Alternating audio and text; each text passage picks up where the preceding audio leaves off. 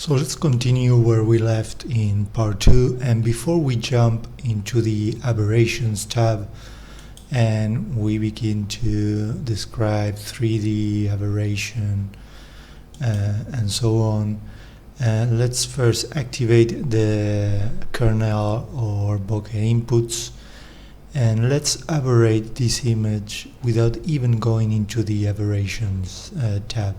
So as you can see, these two kernels have green and magenta aberrations, and also they are very different in shape. This is not something that you're going to find in a lens probably, but I have made it this way, so it produces a very different result in the image just for the tutorial. So let's activate image in both foreground and background fields, and let's jump to the result, and we are going to be able to see that now the foreground aberration has this kind of a leaf shape and magenta aberration, and the background field is picking up the more rounded and green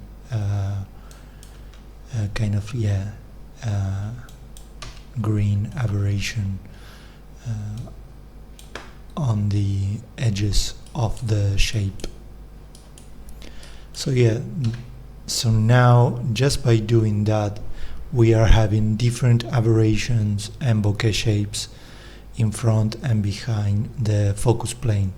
Let's remember that we were focusing in this area over here. So now this has updated, and let's say we want to focus in here.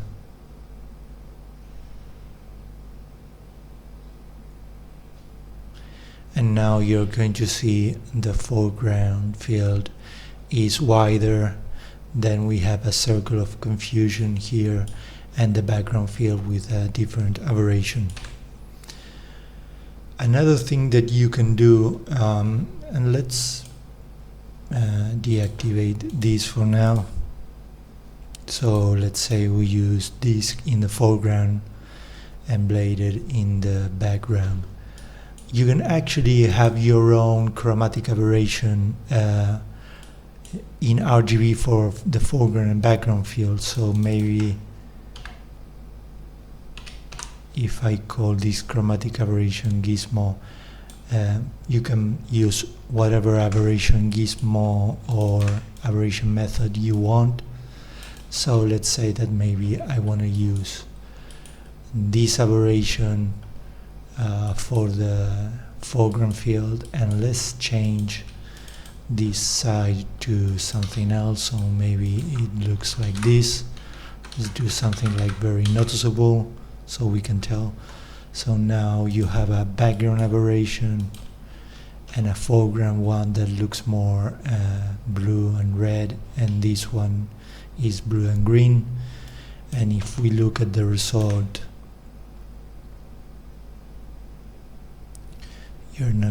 you are going to see